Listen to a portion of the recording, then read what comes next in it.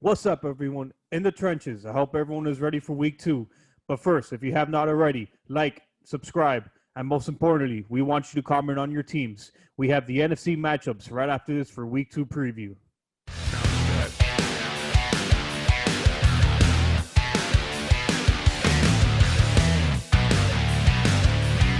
Rams at Philadelphia. Philadelphia coming off a really bad loss to the Redskins. The Rams coming off a really good loss on Sunday night, beating the Cowboys. I don't see how Philadelphia wins this game. I think the Rams are just too good. I think that Philadelphia's going to start 0-2. So, Coach Kelly, what do you see in this game? Give Philadelphia fans some positive vibes here. See if they're going to win this game. Your right tackle, you paid a whole lot of money to. He's coming back this week, Lane Johnson. So he will help that Philadelphia's offensive line out. But the way that the defense uses Aaron Donald now, I mean, it's a serious question because Aaron Donald just doesn't line up in one position. He lines up anywhere at any given time. So Eagles fans, it might be a long night for Carson Wentz and the Eagles. I don't know how high these Eagles are going to fly, but I'm going with the Rams.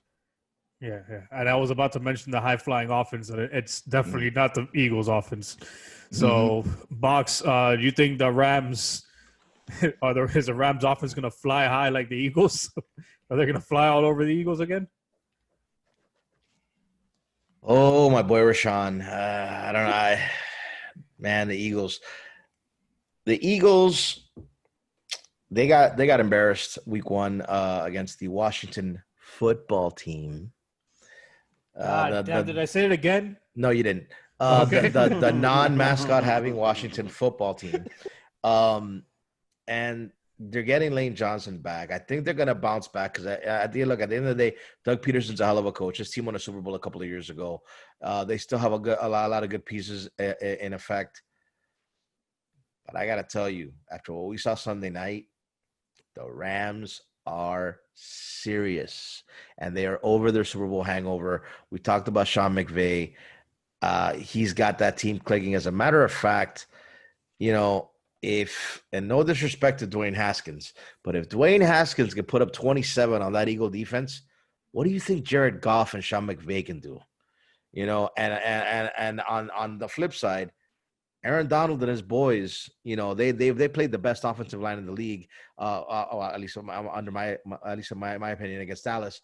And they were in the backfield. They were making things happen. If they could do that to Dallas, they're probably going to do that to Philly. I think Carson Wentz might be in for another long day. I'm picking the Rams. Just so we know, it is actually a toss-up. It's a 1-point game. It's a 1-point spread. The Rams are road favorites by 1, at least with the line that I got. I am going to take the Rams. It may be a close game because the Eagles, they can't afford to fall behind the Washington football team, who's the only 1-0 team in the NFC East, which is ridiculous to say after 1 week, but that's why it's only 1 week. I'm taking the Rams. I'm taking Sean McVay, and I'm taking, I think he's got his boys clicking, and the Eagles could be in trouble out down 0-2. RELAX. Relax. Packers. Don't steal my quarterback shit. Steal my quarterback Too late. stuff. We already did it last episode. Hey, man, listen, number 12 is God to me, Brian. I've said that. There's a problem in Philly, and the problem with Philly is their number one receiver right now is Jalen Reagor. That's a big issue for Philly. I see LA going in there. I don't see them letting up. They're going to put their throats on the Phillies. They're going to put their foot on Philly's throat quick, and I don't see them letting up. I see the Rams going in there and embarrassing Philadelphia. I don't know why, but Carson Wentz looked horrible last week. Did not look good. His offensive line fell apart. It was just the Rams are a tougher team, and the Rams are going to go in there, and I think they're going to have fun with them. I think they're going to have fun with them. You're going to see. You're predicting like a 21-0 half or something like that? Something crazy, but expect Cooper Kupp to show up this week. Cooper Kupp is going to be your guy this week. He's going to be your win. That's who I have going right now. It's Cooper Kupp. All right, so we're starting the Rams offense, and the Rams are going to take this game. I think, like we all said, they're just going to they're going to push the pedal on them, and Philadelphia is not going to be able to keep up. Moving on to the New York Giants at the Chicago Bears. The Matt Trubisky story, 3 touchdowns. I know, sorry, Kay, it hurts. Mitch Trubisky. Sorry, Mitch What'd you Trubisky. just call him? You called him Mike? Mike? You called him Mike. I think he called him Matt. All I know is that he threw 3 touchdown passes in the fourth quarter last week and destroyed the Lions' hopes. And Trubisky, is he going to be that Trubisky this week? I don't know. I'm going to take the Giants. I'm going to take the Giants. It's going to be a tight game. But Saquon Barkley is bound to have a good game, and I think week 2 he's going to figure it out. He's going to have a decent game. Daniel Jones will connect here and there. It's going to be an ugly game. But Coach K, give me something. I'm taking the Giants. That's all I know. I don't know why, but I don't see Trubisky unless he proves us wrong once again in week 2. I don't see Trubisky throwing 3 touchdown passes. Thank you for choosing the Giants, Chef. I appreciate you. You're welcome. Because the way. He wants to get back. He wants to get up to where the box is. He wants to get up to first place. Because the way the Giants offensive line played and the way your running back Saquon Barkley blocked, that's going to be a continuation of week 2. So the Bears have enough in them, I think, to carry them over the edge and pull out the victory. The Bears are a decent favorite this week, so I'm going with the Bears. That's my pick as well as the Bears, unfortunately. You want to add something to that, or you're just going to go Bears just because it's a gut feeling thing? It's a gut feeling thing, man. I don't see the Giants. They're going into Soldier Field, right?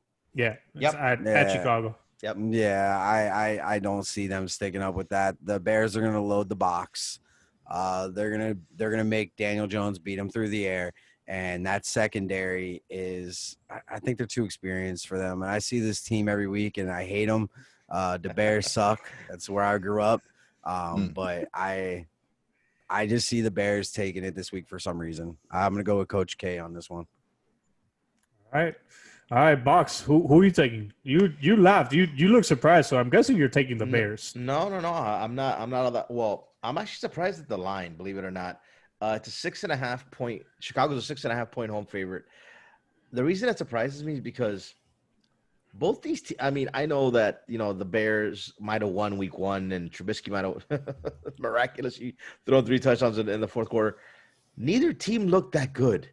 I mean, to me, this is like literally a pick 'em. I mean, the only reason I'm going to take the Bears, like both Joe and Coach said. They're going to stack the box on Saquon. I really do think Saquon's going to have a better game, obviously, than he had week 1. But I still think that they're going to put enough pressure where, like you said, they're going to force Daniel Jones to beat you. And I think the Bears have just a little bit more of what could be another ugly game between two, teams that are kind of missing pieces, kind of thing. They haven't figured their stuff out. But if they combine their teams, they'd be really great. Exactly. But now, if I was literally betting the line, which I'm just betting straight up, but if I was betting the line, I probably would say it might even be a close game just because it might be so ugly. It might not be a 6.5 point thing. It might be a 4 point game or a 3 point game.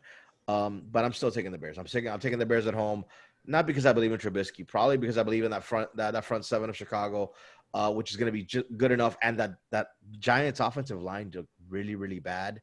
They're going to do everything they can. And if they slow down Saquon, they don't got to stop him. They don't got to hold him to 6 yards like they did last week. But if they slow down Saquon, they're going to win the game.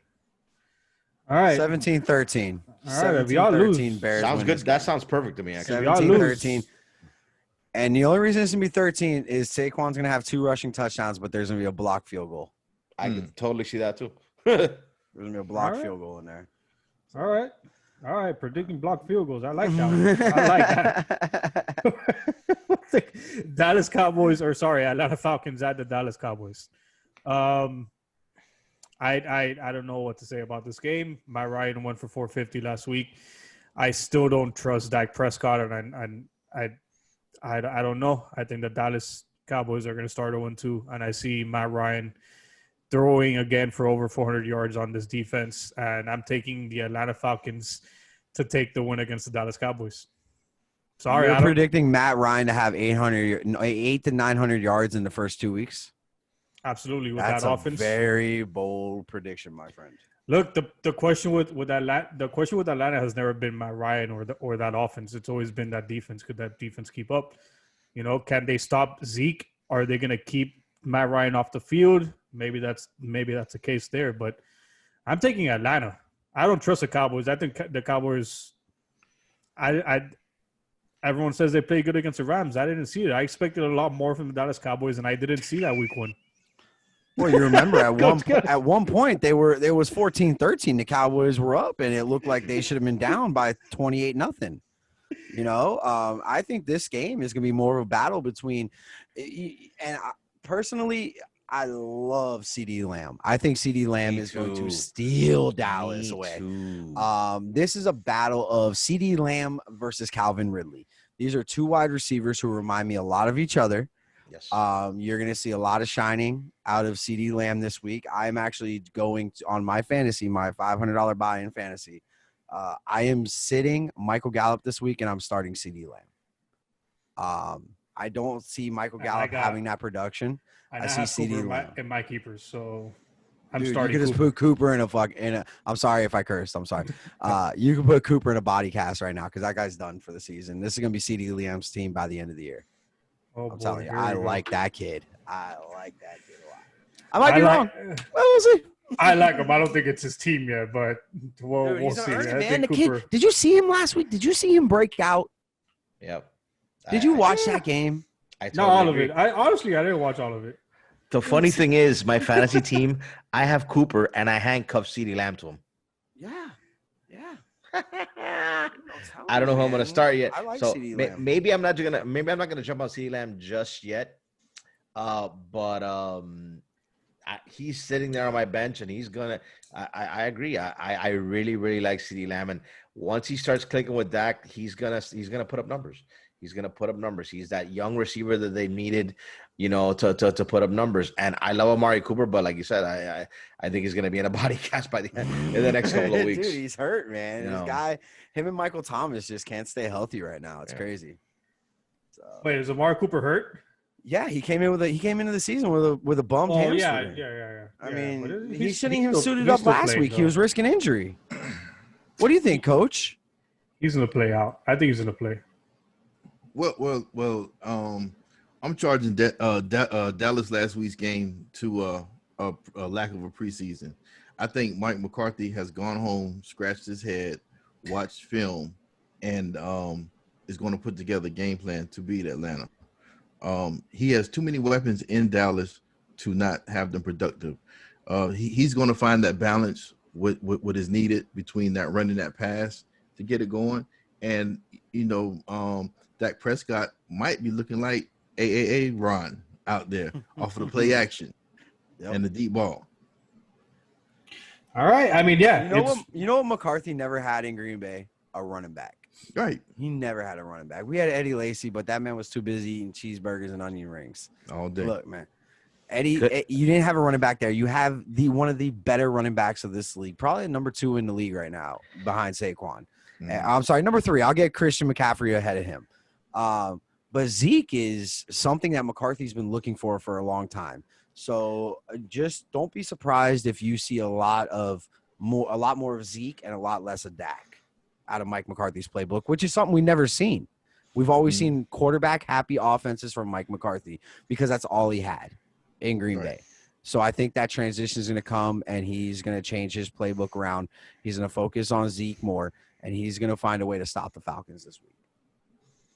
All right. I mean, look, my thing is a gut feeling. I just think Atlanta is a lot better than people think they are. And Matt Ryan is Matt Ryan, and I just don't trust the Cowboys.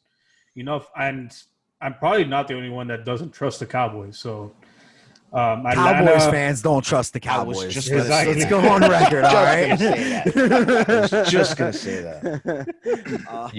You beat me to it by a split second, man. I was just going to say that. So, Coach, you got the Cowboys winning. You got McCarthy going in there. You got the Cowboys beating the Falcons? I'm locked in with the Cowboys. All right. Hawks, you got the Cowboys? Well, like Coach said, maybe McCarthy went back and scratched his head. I personally believe he scratched his balls, and then he scratched his belly, and then he figured out, why the hell didn't I kick that field goal? But listen, I'm going to pick Dallas for a couple of reasons. Number one, they're a 5-point favorite at home. They play very well at home. Number two, they still got Zeke. They still got that line. And Dak Prescott, again, say what you want about him. Again, he may never win a Super Bowl, but that guy will make enough plays for you to win with the team he's on. And McCarthy knows how to, when he's got to use Zeke, when he's got to swing out Zeke, if he's got to have Dak Prescott throwing, down and ins and crossing patterns to CeeDee Lamb and screen passes to Zeke, that's what he'll do. I think the Cowboys are just a better team than Atlanta. But I'm going to tell you right now, I said it before, and I'm going to say it again. Going forward, they're going to win this. I think they're going to win this game, and I think they're going to have a good season. But I'm shaking in my boots at McCarthy as a head coach in the playoffs because I do. You want to talk about, like you said, you don't trust the Cowboys. It's not that I don't trust the Cowboys. I don't trust McCarthy. I think, like so many others before him, his time passed him by. He's no Andy Reid, right, Coach? Not at all. No. Not even close. But yeah, I got the Cowboys. I don't understand the Mike McCarthy hire. I really don't.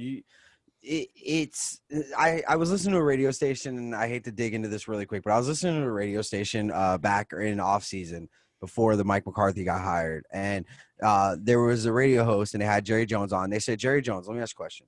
You got the biggest boat, you got the biggest house, you got the most beautiful wife, you got the best cars, you got the most beautiful stadium in the league. Why do you have a subpar coach? That's what they asked him. Wow. And to answer that, he brought in McCarthy. You haven't learned Sean McVay, Matt LaFleur. These younger coaches are coming in. Even Kingsbury is doing something in Arizona right. Very much. He's doing something right. These younger coaches are where it's at. I think it was, if you were going to go older, Urban Meyer was the man for that job in Dallas. Urban Meyer was the man for that job, but we all saw where that went. I think this was a mistake hire by the Cowboys, but we'll see where it goes. We'll definitely see where it goes. I'm very interested. As a Packer fan, I want to see what McCarthy does without Rodgers. And I don't want to get too far into this, but you're going to see Rodgers in a Cowboys jersey in 2 years. We talked about that briefly. Dak keeps getting tendered. I heard Coach Kelly's over there, and I'll explain why. Dak keeps getting tendered for what reason, Coach? Why won't they sign Dak to that long term? Aaron Rodgers' contract is up in 2 years. Keep tendering him. As soon as that contract's up for Rodgers, ship Dak, bring in Rodgers, you're set. Yep. You have Rodgers and the best running back in the league, followed with Amari Cooper, CeeDee Lamb, and Michael Gallup. That will be a scary offense. Jerry Jones knows what he wants, and Jerry Jones gets what he wants. All right. Yeah, I mean, you're right. Jerry Jones does get what he wants. So what he wants. So, I mean, there you go, Dallas Cowboys fans. You might as well not watch football for the next 2 years. From there, we move on to a division game. Carolina Panthers at the Tampa Bay Buccaneers. The Tampa Bay Buccaneers were shaky. Tom Brady was shaky. They lost to their other division foe in the Saints. Now they're playing from behind. I think I'm going to take the upset again. No, I'm not. I'm taking Tampa Bay Buccaneers by a lot. No, you're not, because Tampa Bay is not going to be shaky this week. No, they're gonna absolutely manhandle Carolina. Look for Christian McCaffrey to be Christian McCaffrey. I wouldn't bench him. I would still start him, but Tom Brady and the Buccaneers get their first win, and they move on and try to catch up to the Saints at this point. Coach, how do you see this? First off, I want to say one thing. I want to ask you one question. How does Tampa stop Christian McCaffrey? I know you can't stop him, but how do you slow him down enough to get that Carolina offense off the field and put Tom Brady on the field? I really think the best thing to do to stop Christian McCaffrey this week is just for that Tampa Bay defense, all the players just to show up, because I do believe that they have enough firepower on that defense to stop McCaffrey. With that being said, as I was writing my notes before we started to record the show, I saw my phone light up. And guess what I saw? The Bucs picked up Tampa Bay in free agency. Yeah, I saw that too. So Bucs. Bucs. So Bucs. I can pretty much tell confidently. I know who you're picking this week for the win in between Tampa and Carolina. Oh, yeah. But my pick is the Bucs this week, and that under 47, that's looking real tasty for me this week. I think I might take that under 47 too. All right. We're on 2-3. We know Bucs. Packer, I'm gonna give it to you and let Bucs close out the Carolina Tampa game because I'm gonna. I got nothing else to say. Tom Brady's gonna be Tom Brady this week. Everybody thinks Tom Brady's all shaken up. He's done. He looks angry. He doesn't like this game anymore. He doesn't like playing in Tampa anymore after 1 week. That's wrong. Tom Brady's coming out this week. Tom Brady's putting up 4 touchdowns on that Carolina defense. Ooh, They're going to win this game. TB12 will be TB12 in week 2. TB12 is TB12. And he's not Tom Brady anymore. This is Florida boy. This is Tom Brady with the golds in his mouth. Stop it. And my man is going off this week. I'm telling you. Tom Brady. I'm going to buy that shirt. Brady. You saw my shirt, right? You saw my shirt? I'm going to buy that shirt. You saw my shirt? I made that shirt. I have a shirt with Tom Brady with golds in his mouth, and it says Tom Brady on it. Oh, God. Bucs, do you want to add anything to that, or is TB12 just TB12? Well, a couple of things. Yes, I did pick up the Bucs defense, namely because, number one, they were the best defense available in our league, and I really didn't trust Indianapolis against Minnesota, and they already let me down against Minshew. God bless you. The only thing I'll say about this game is the line is huge. Tampa Bay's a 9-point favorite against Carolina. Carolina, I mean, yeah, they lost to Oakland for the week 1, but they hung in there, man. They lost 34-30. I still think, and I told everybody after week 1, relax. You know, I think Brady's gonna have to adjust. But at one point against the vaunted Saints, Tampa Bay was down 7, and then they were in that game with Tom Brady. The defense, I know it sounds crazy, but remember, a lot of some 6 of those points came out on a pick 6. You know, yes, Breeze and everybody looked like they were clicking because they were just a potent offense. But that, Devin White is a tremendous linebacker. They're gonna stack that box to shut down McCaffrey or to slow him down, and Tom Brady's gonna be Tom Brady. I just think the line. I'm with Coach. If I were betting, I'd bet the under, but not the line. I think the line is just a little bit too big. They could very well, completely blow them out. But I still think the line on a betting thing, I would take the under, but not the line. The line's a little bit too big, but I am taking Tampa Bay to win. And hopefully their defense, I mean, hell, if they want to pitch a shutout, man, I'm all for it. All right, you heard it. Take the under, and sorry, Carolina fans. Sorry, not sorry, but TB12 is going to be TB12, and we will see if there's. So I'm sorry to interrupt. I have to give credit. My girl made that shirt. She just texted me and she goes, "So you're not going to give me my credit for my shirt on on that podcast?" Yeah, don't go. No. My wife made that shirt for me. I know her. Don't put me in the middle of that one. Detroit at Green Bay. I'm gonna let Packer start this one since he's a Packer fan. I think I'm just Green Bay goes off this week, man. I see Green Bay putting up 35 points this week. I see Detroit hanging with us halfway through. Halftime comes around, Aaron Rodgers becomes bad man again. This is just – it is what it is, man. I see Detroit scaring us in the beginning. Detroit's probably going to take an early lead on us, maybe like a 10-0 lead. But we will see Rodgers climb back as he always does. And it's going to be fun. It's going to be fun this week. Green Bay puts up 35. I'm going Tampa. I'm sorry, not Tampa. I'm talking about Tom Brady. Detroit is going to put up I'm going to go 35-24 this game. 35-24. Good scoreline. I like that. Box. And by the way, since you torched the Dolphins, if the Packers lose to the Lions, we're torching your ass next week. Yo, let me tell you something. If you ever, I Write got that some down. things to say to you off of this show there, Carlos, about my Bucks and your Heat, but I'm gonna keep this to football.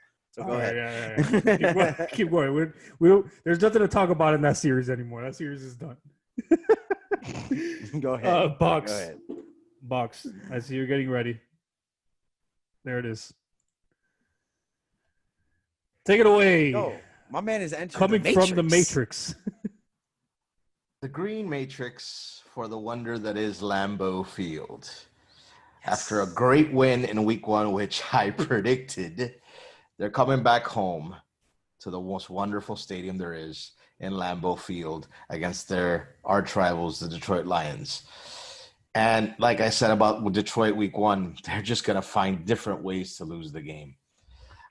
We talked about it in fantasy. You know, Devontae may not put up the numbers that he put up week 1, and this might be an Aaron Jones thing, but it's definitely going to be an Aaron Rodgers thing because you know how I feel about number 12. I mean, there's no question who I'm picking. The Packers are a 6-point favorite at home.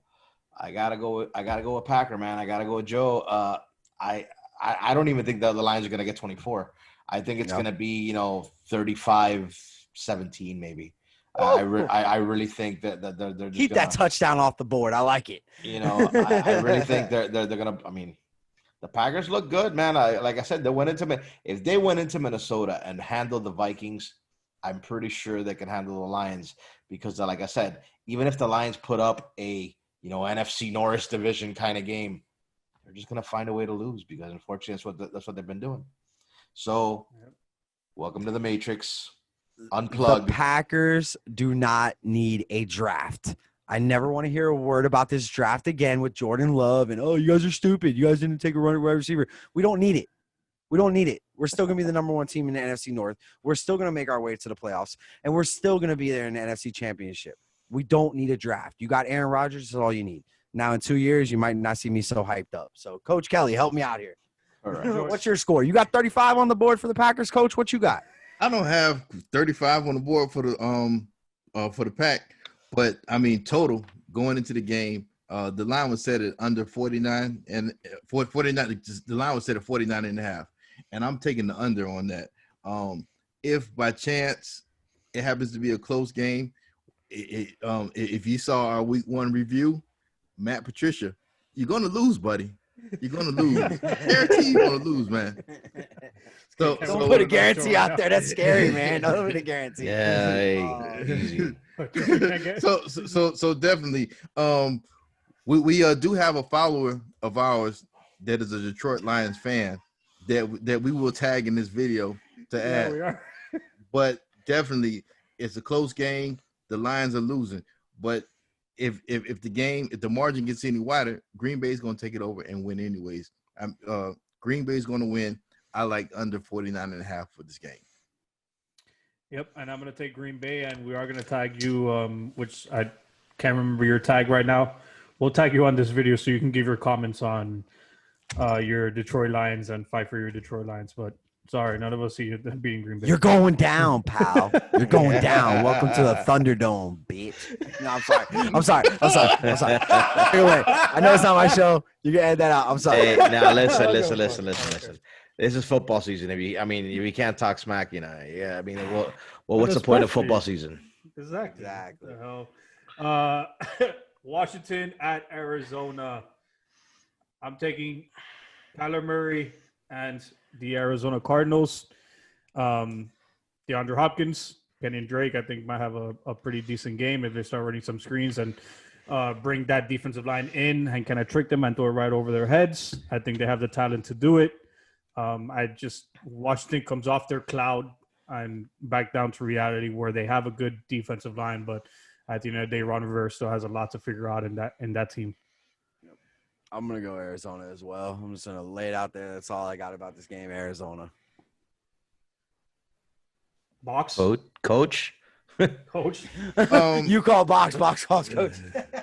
Well, I mean, for the most part, I'm kind of agreeing with everyone. This is a big game for Washington, but for the most part, Washington doesn't have what it takes to beat Arizona. That stat line I put out with the fantasy, that Kyler Murray's been sacked 50 times since 2018. I don't think it's going to be that much make that much of a difference. Arizona for the win.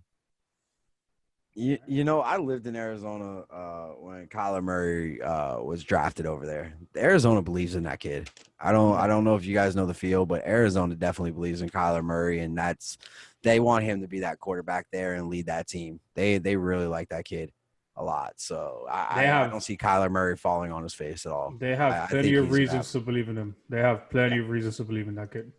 Definitely. Yeah. I wouldn't say no. Don't bet the house on the Super Bowl this year. But. No, I'm not saying bet the house on the Super Bowl, but you want a quarterback to carry your team for the next 10 years. And I like Kyler Murray. I had a lot of doubts on the kid, but I think he's turning into something very special over there.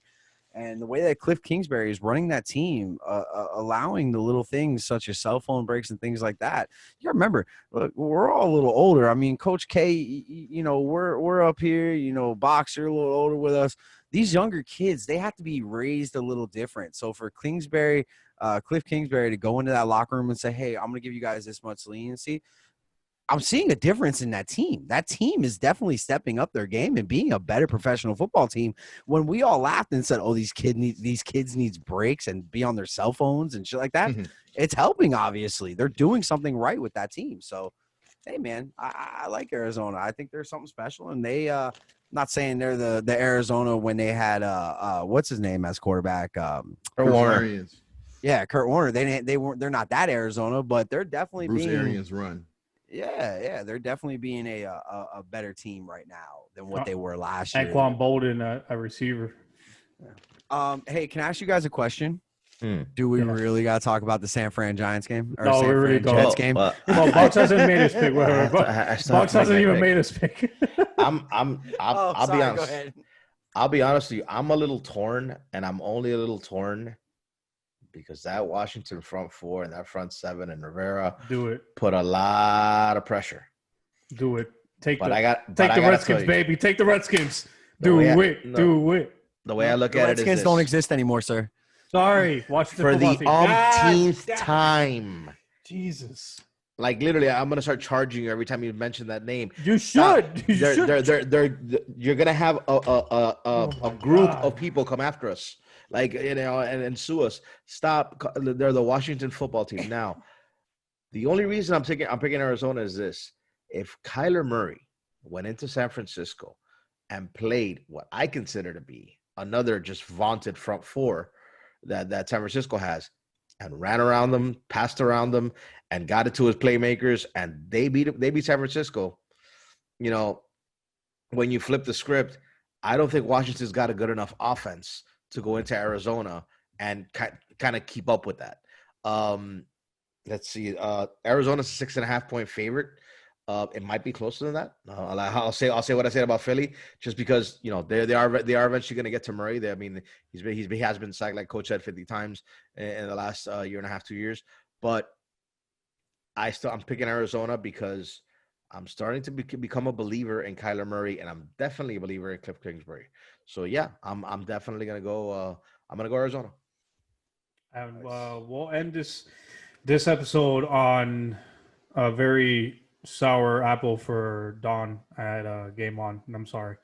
2 words: San Francisco. Nothing else has to be said. That's it. Kelly, you have anything to add to that? Because I really have nothing for this game. Okay. Sorry, I didn't hear you. I couldn't hear you. Hey, Coach K, what do you think about this game, San Fran, man? What you think? Oh, okay. Yeah, for some reason, I'm sorry, I had some technical difficulties going on. But this San Francisco game right here. Our viewer group and us, we're all of that age where we probably have had a relationship with a chick, and we have kind of been in a relationship with a chick for a while, and we broke up with the chick, and the first chick that we run into afterwards, that's that bounce back chick. That's kind of what this game is like when it comes to the New York Jets in San Francisco. It's a bounce back game for the 49ers. Adam Gase. Oh, like I know you're not gonna take the Jets. I was like, where is he going with this? I mean, what can I say? I mean, Adam Gase's love affair with Frank Gore. I love Frank Gore, but I mean, he has talked him up so much. He's a starting running back in New York, in New Jersey. The Jets are serious underdogs. I like San Fran all day in this matchup. Box, you want to add anything to the San Fran? Because I know you're taking San Fran. There's no doubt about it. I had the Rock's eyebrow going on when Kelly was talking about some chick and football, and I didn't know where the hell he was going with this. I was like, but no, I understand what he's talking about, and now I understand. Yeah, listen, San Fran. Yeah, they hung around week 1. They got upset by Arizona. Yes, they have to go into New York. They're a 6.5-point road favorite. The Jets just don't look good. Sam Darnold's going to be running for his life. They don't have a running game. And at the end of the day, if the game comes down to any kind of play, you got Adam Gase as your coach. And I'm sorry, I'm not being spiteful. I'm starting to really feel bad for Jets fans. I really do, because it's like, damn, how many? I mean, you guys have been through hell, just like the Dolphins fan have. But I mean, San Fran, I mean, in a runaway, this game shouldn't even be discussed. If there was like a dog of the week, this is the dog of the week. I don't see how the Jets could even come close to pulling this game off. You know what? I'm gonna throw a wrench in here. I'm gonna throw a wrench in because last season, I remember when the Jets were gonna face the Cowboys, and everyone was saying the same thing. But I'm still taking San Francisco. I'm playing around. I'm not gonna pick the Jets. San Francisco. I'm gonna take the Jets, and there's only one reason for it. You're gonna make Garoppolo beat you over the top. We all know Garoppolo is not an established quarterback. They're gonna load the box up, try to shut down Raheem Mostert. They don't have to worry about George Kittle; he's out. Something weird tells me the Jets might pull this out. I know I sound stupid, and I'll probably lose all credibility with all my picks from earlier. No. With no George Kittle, you have to worry about Raheem Mostert. I took the Cardinals over San Fran week 1, so not saying this is a trap game. Not that saying this is a trap game in any way, shape, or form, but this is a bad matchup for the Cardinal or for the Niners in the essence that they're traveling to New York. Am I correct? Yes, you are. Mm-hmm. So you have a West Coast team traveling to New York without your top tight end, who's the number 1 tight end in the league right now. And Jimmy Garoppolo is still Jimmy Garoppolo from the Super Bowl, overthrowing players. I mean, he's not accurate with his passes. I see the Jets, man. I'm sorry. I might be looking stupid here, but I don't think there's going to be egg on my face at the end of the week. I think the Jets might be able to pull this one out, as stupid as it sounds. Richard Sherman's out, too. Dude, I don't think you sound stupid. I mean, the Jets. Jamison Crowder went off last week. If there's no Richard Sherman, who is following Jamison Crowder around that field? You're right. No Richard Sherman, no George Kittle. You have to worry about Raheem Mostert and Bourne. Those are the players you have to worry about. I just don't.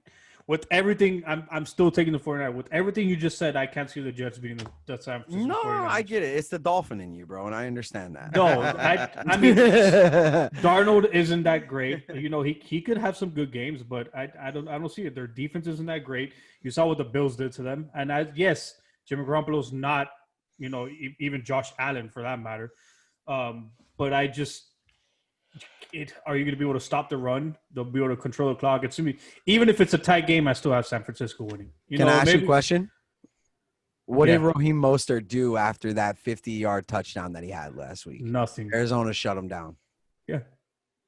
I tell you right now, Jets are watching that Arizona game to see what they did. I don't trust Adam Gase. I just don't. I don't either. That guy looks at nothing. He's just like, oh, his interview.